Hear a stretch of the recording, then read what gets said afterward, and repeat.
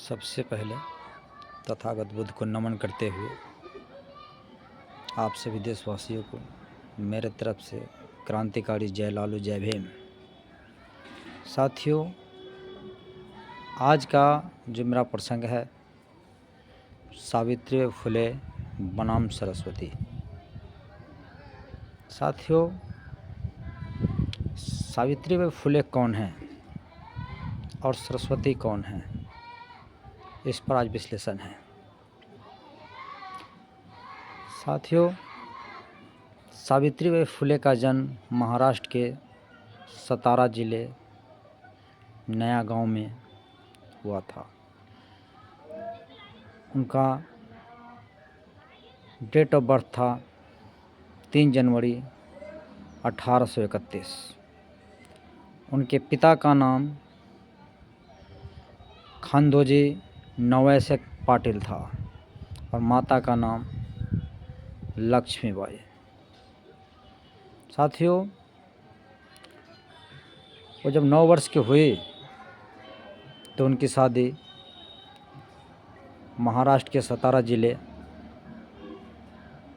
कटगुन गांव के रहने वाले ज्योतिबा फुले के साथ हुआ। उनकी शादी 1840 में हुई थी, जब उनका उम्र मात्र 9 साल था और ज्योतिबा फुले का उम्र 13 साल। साथियों, उस समय इस देश में छुआछूत भेदभाव चरम सीमा पर था। भारत के बहुसंख्यक समाज को पढ़ने लिखने का अधिकार नहीं था, क्योंकि इस देश में मनुस्मृति लागू था। मनुस्मृति में हमारे भारत के मूल निवासियों को प्रताड़ित करके शूद्र कहा जाता था। वर्ण व्यवस्था के हिसाब से चौथे वर्ण पे आते थे।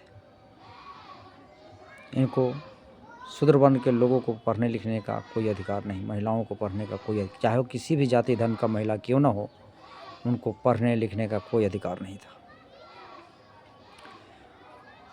उस समय यहाँ ब्रिटिश हुकूमत था, लेकिन मनुस्मृति लागू था।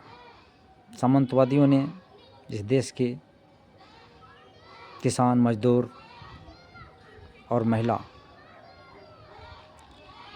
इस सभी को पढ़ने लिखने से वंचित कर रखे थे।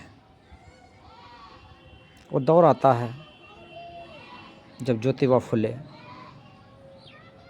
अपने पिता के एक दोस्त मुसलमान के सहयोग से सबसे पहला एडमिशन मदरसा में लेते हैं। मदरसा में एडमिशन लेने के बाद कुछ पढ़ते हैं, लिखते हैं। फिर वो मदरसा के शिक्षक के सहयोग से उनका दाखिला एक अंग्रेजी स्कूल में होता है। कुछ दिन जो पढ़ते हैं, पता चलता है सामंतवादियों को, मनुवादियों को, तो उनमें खलबली मच जाती है और ज्योतिबा फुले को उस स्कूल से निकाल दिया जाता है। पर ज्योतिबा फुले हार नहीं मानते हैं। उनके पिता गोविंदराव फुले भी हार नहीं मानते हैं। एक प्राइवेट मास्टर को रख के और घर पे ही अपना पढ़ाई जारी रखते हैं। जब ये बात मनुवादियों को पता चला, मनुवादी फिर से उनके घर पे जाके हंगामा करते हैं और कहते हैं गोविंदराव फुले को कि अगर तुम अपने बेटे को पढ़ाई लिखाई बंद नहीं कराए तो तुम्हारे बेटे को जान से मार देंगे, नहीं तो इस गांव से निकाल देंगे। गोविंदराव फुले बेबस हो जाते हैं, क्योंकि उस समय राजाशाही हुआ करता था। डर जाते हैं और गोविंदराव ज्योतिबा फुले से कहते हैं कि बेटे तुम अपनी पढ़ाई को छोड़ दो, पढ़ना लिखना हमारा धर्म नहीं है। गोविंदराव फुले अंदर ही अंदर कांप रहे थे। वो सोच रहे थे कि हमारे बेटे के साथ ही क्या अन्याय हो रहा है, लेकिन बेबस थे, कुछ बोल नहीं पा रहे थे। ज्योतिबा फुले इस साजिश को समझ गए थे। ज्योतिबा फुले ने प्रण लिया कि मैं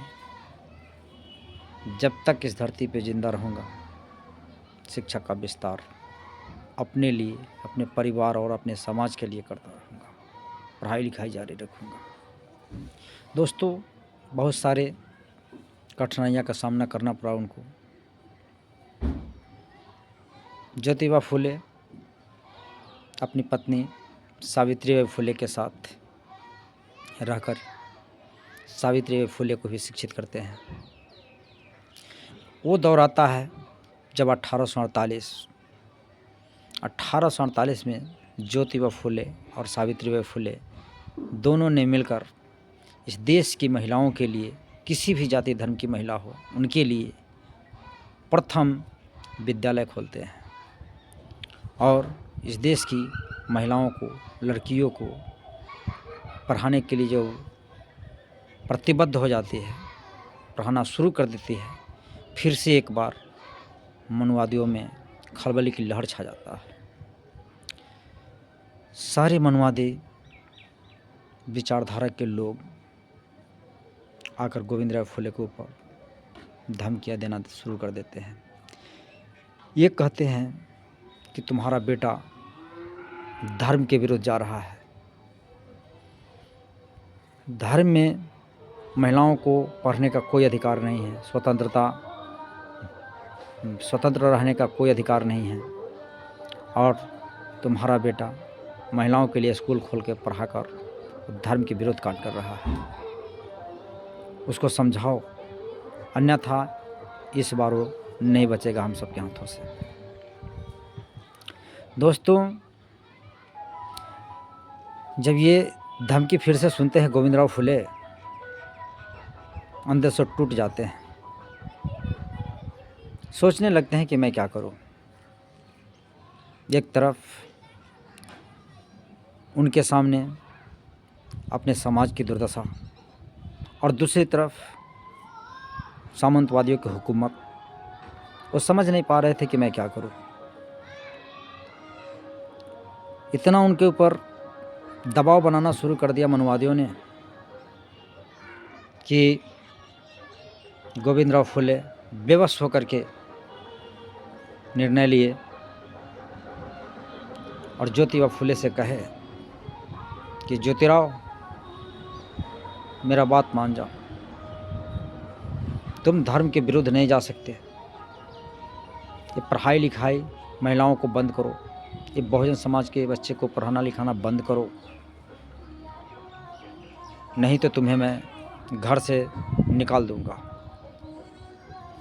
ज्योतिबा फुले मुस्कुराते हुए इस शर्त को स्वीकार कर लिए और वो बोले कि ठीक है पिताश्री, आपका आज्ञा का मैं पालन करूंगा, पर स्कूल छोड़कर नहीं, घर छोड़कर। और उन्होंने अपना घर अपने परिवार के साथ छोड़ दिया, वहाँ से निकल पड़े। जब वहाँ से निकले तो उनका एक साथी था मुसलमान। वहाँ जब पहुँचे, अपनी दुर्दशा को बताया तो उन्होंने अपने घर में जगह दिया, रहने लगे। उसी के आंगन में इस महिलाओं के लिए पढ़ाना लिखाना शुरू कर दिए। बाद में फिर उस मुसलमान के ज़मीन में स्कूल बना। उस मुसलमान का बहन का नाम था फातिमा शेख।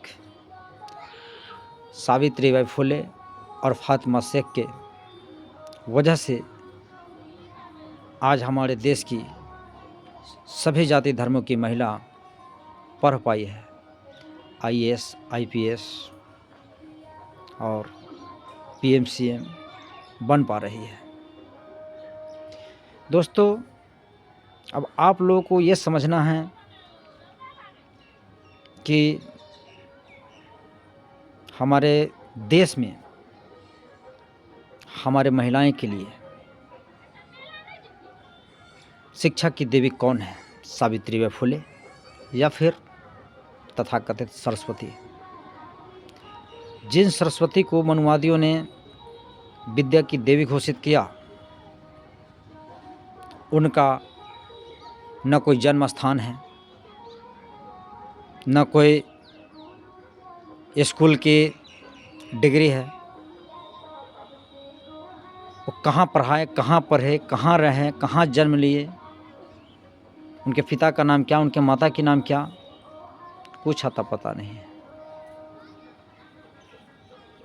फिर भी हमारे भारत के मूल निवासियों को गुमराह करने के लिए और सावित्रीबाई फुले को कुचलने के लिए, उनका नाम को हटाने के लिए, दबाने के लिए उन्हीं के जगह सरस्वती की शुरुआत किया और ये कह के प्रचारित किया कि विद्या की देवी सरस्वती है। दोस्तों, मेरा सवाल है इस देश के लोगों से कि वाकई में अगर विद्या की देवी सरस्वती थी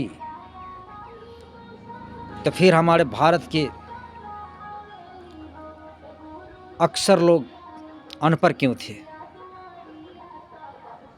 वाकई में अगर धन की देवी लक्ष्मी थी तो हमारे भारत में धन के अभाव में भूखमरी और बदहाली क्यों था? वाकई में अगर दुर्गा शक्ति की देवी दुर्गा थी तो हमारे भारत के लोग बार बार गुलाम क्यों, हमारा देश गुलाम बार बार क्यों हुआ? दोस्तों, मैं किसी धर्म का विरोधी नहीं हूँ, लेकिन सच तो सच होता है। इसलिए ये सब भ्रम से आप लोग निकले और अपने महापुरुष को समझने का प्रयास करें, अपने महानायिका को समझने का प्रयास करें। सावित्रीबाई फुले का जयंती 3 जनवरी को आ रहा है, आप लोग उनका सम्मान करें और वाकई में सावित्रीबाई फुले ही हमारे भारत के लिए विद्यादायिनी है, शिक्षादायिनी है। उन्होंने ही हमारे भारत की महिलाओं के लिए प्रथम विद्यालय खोला था। वहीं से हमारा महिला सम्मानजनक ज़िंदगी जीना सीखा है। दोस्तों, विशेष क्या कहूँ,